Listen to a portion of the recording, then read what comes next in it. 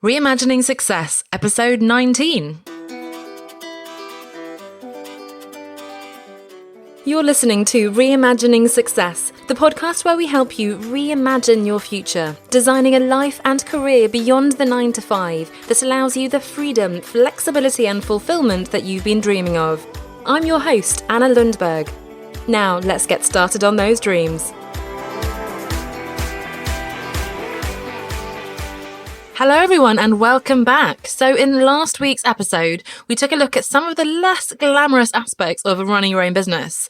And of course, we barely scratched the surface. And there are all sorts of challenges and ups and downs and so on that you're going to experience when you set up, then when you run, and eventually grow your own business. Despite all those challenges and ups and downs, however, I really believe that running your own business is the absolute best way to get the freedom and flexibility that so many of us long for. Now, when I say running your own business, I use this quite broadly. So I'm really talking about product and service-based businesses, including freelancing, consulting, portfolio careers, where you do some combination of different roles. So you might not think of yourself as a business owner or an entrepreneur, but I'm probably including you and your way of working in this particular framework. And, you may be at least start out as a solopreneur, and you may eventually have a team, for example. And you certainly don't have to be and probably don't want to be the next Uber, Airbnb, Google, or even the next Elon Musk. So when I talk about reimagining success, which of course is the theme for this whole podcast, and I talk about the benefits of starting your own business, and I talk about my own personal and professional reasons for leaving the corporate 9 to 5 and deciding to work for myself, and I left in 2013, so quite a few years ago now, I am always referring to the goals of freedom, flexibility and fulfillment.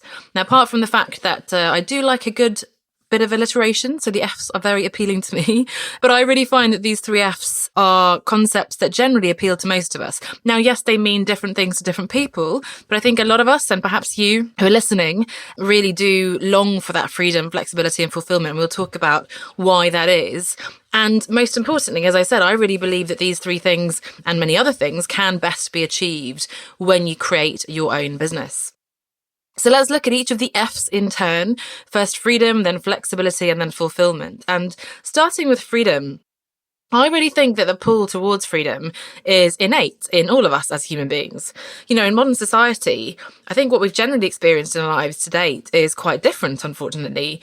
We've had years of a strict schedule and homework obligations, through our education, the so-called 9 to 5 with all that entails, and our parents and then our teachers and finally our bosses telling us what to do.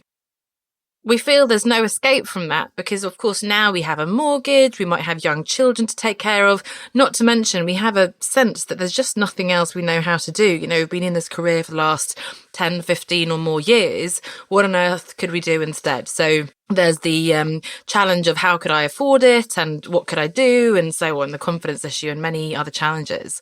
Now, on the other side of the coin, the freedom that we're longing for is usually having more autonomy, being able to make our own decisions. It's often having the creative freedom to run with our own ideas rather than being limited by someone else's vision or rules. It's just having more options, more possibilities to choose from rather than just staying on this kind of conveyor belt and doing what we've always been doing, staying in that comfort zone. We might also want to be free of any ties to a particular company, to a location, to that commute, the dreaded commute, so that we can work with whichever clients or companies we want to, or individuals from whatever location we want to be in. Maybe even to be free to take time off completely, to travel, to study, to write a book, to have a baby, or to manage our work around all those priorities. So there are a lot of different aspects to freedom, and it's interesting for you to really reflect on what is it that freedom means for you, and what are the aspects that are really among those things that I've mentioned, but also other definitions and elements of freedom. What are the ones that really are most appealing, most attractive to you? So why do I think running your own business is the best thing for this freedom? Well, by definition, it gives you the freedom because you're now your own boss. You are literally the CEO of your business, of your career, of your life, which you should be anyway, but you get to decide exactly what your business will be like, what the business model is going to be, what your brand is going to stand for, which kinds of clients you're going to work with, what projects you will and won't take on. how you will and won't do the work, and so on. So really, almost to the point of it being too much freedom, but let's get to that another time. You have every possibility open to you and you can make all these decisions yourself. Complete autonomy, within legal restrictions perhaps. And of course there are financial obligations and so on, but really you are creating this exactly as you want to. And you're waking up even on a smaller scale each morning and deciding where you're going to spend your time and energy within the business, or in fact, not in the business, but on other priorities in your life. And you really can't get much freer than that. So I hope you can see, if you haven't yet started building your own business, or perhaps you have and you haven't quite got those parameters in place, that's something we will look at in the coming weeks. But I hope you can see, at least in theory, that running your own business, starting your own business, creating your own business is an absolutely incredible way of creating that freedom, whatever freedom means to you. So that is the first F, the freedom. Now, the second one is flexibility. And it's very much linked to freedom, but as well as that broader sense of freedom and autonomy and so on, there's also a desire for freedom in a more practical sense. So again, the constraints of the 9 to 5, which, let's face it, is never 9 to 5. It's usually 7 till 7 or 8 till 9 in the evening, unfortunately. It's certainly never just 9 to 5. But the constraints of that structure mean that you're working certain fixed hours, usually in a fixed location, with systems and processes that really limit you to a certain way of doing things. Now, I do want to put the caveat out there that, of course, yes, I'm aware that more and more companies do offer some flexibility. So, for example, some companies now offer the opportunity to work from home on some days at least. There might be more generous maternity or even parental leave and so on. However, that flexibility is still very limited and will always be restricted to what works for the company rather than what works for you. So flexibility means being able to control your working hours and work sometimes maybe more, take on more projects or take on less projects, depending on your wants and needs at that time. Maybe you have lots of spare time and energy, enthusiasm, you need the money, so you want to take on more work. And then other times, maybe you want to take a step back and you can then say no to projects. You can work at the times that work for you and your lifestyle, for your family. And you can work from a location that's convenient for you. So that might mean working part-time hours, for example, 3 days a week, maybe, or working early mornings and then taking afternoons off. It might mean working late into the night if that's when your energy is good. It might mean working at weekends if you want to. Or it might mean working from home, for example, rather than having that, again, the dreaded commute to an office. Again, when you set up your own business, you can and should define exactly what are the parameters within which you're going to work. And that's always where I start with my clients. What are the criteria, the sort of must-have non-negotiables that need to be in place for this business to work for you, to create that flexibility that you want?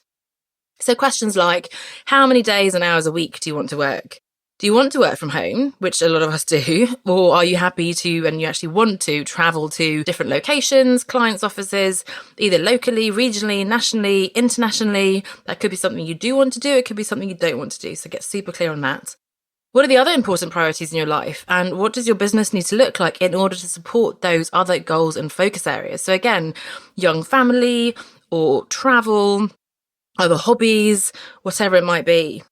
How are you going to package your products and services, and how will you price those packages in order to meet those goals?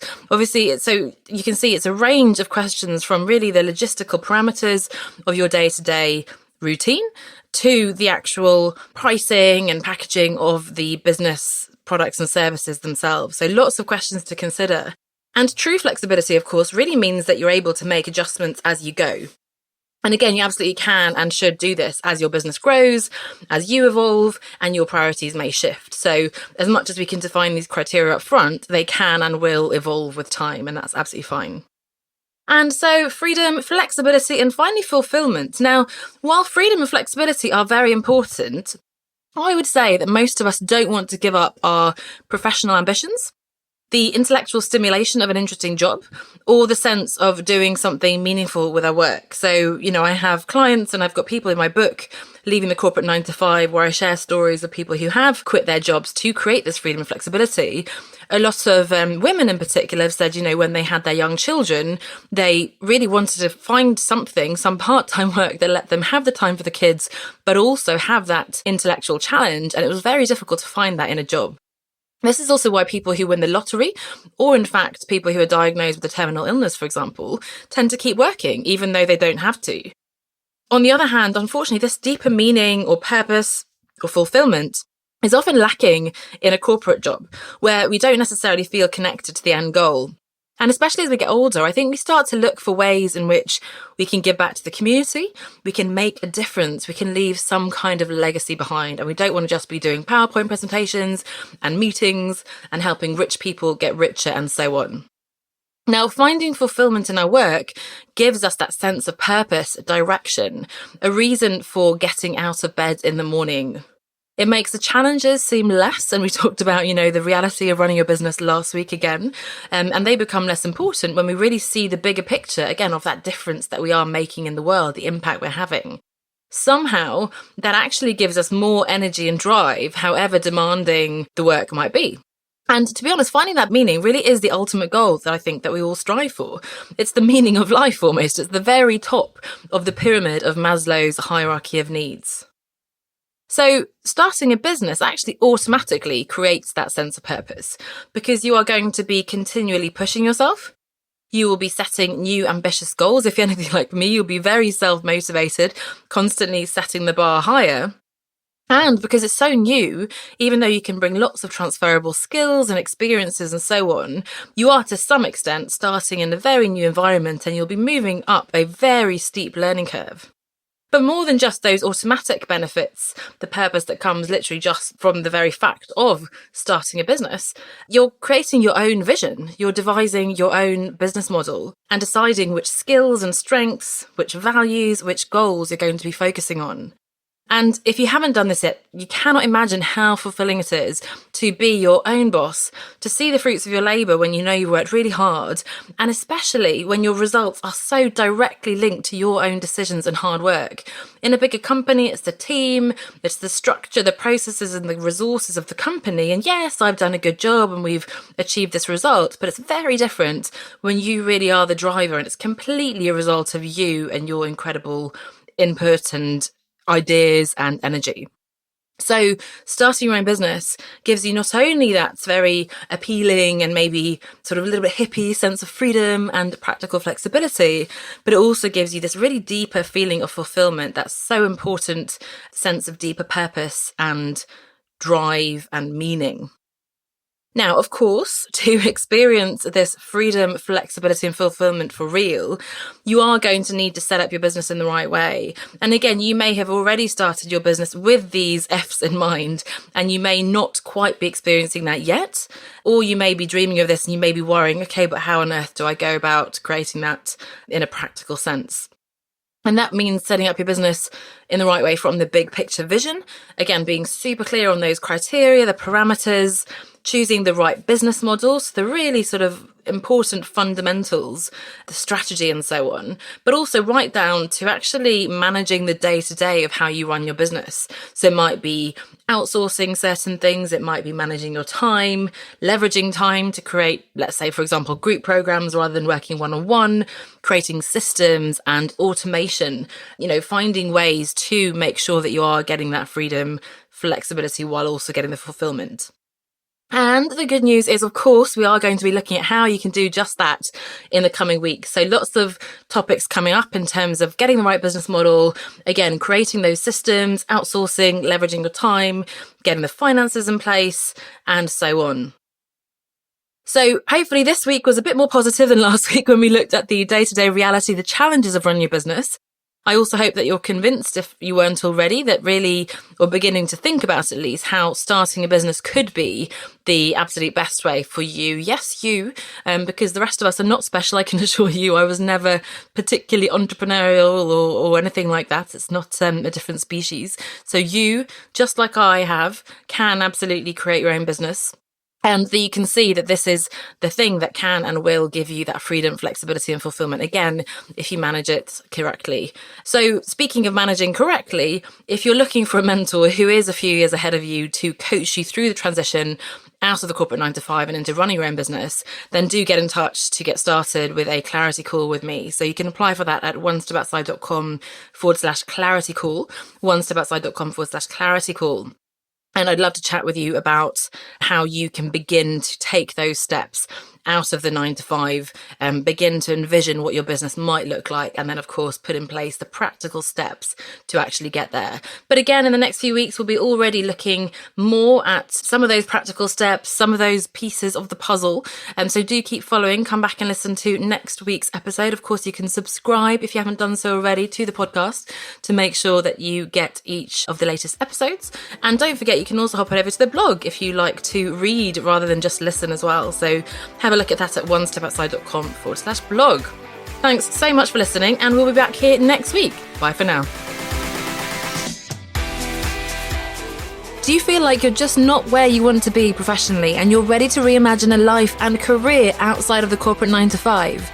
I can help you get clarity on what exactly it is you want to do instead, overcome your fears and mental blocks to finally take action, and help you manage your time, energy and priorities through the transition. Apply for your free clarity call with me at onestepoutside.com/clarity call. I can't wait to get you started with that one step, so sign up now at onestepoutside.com/clarity call.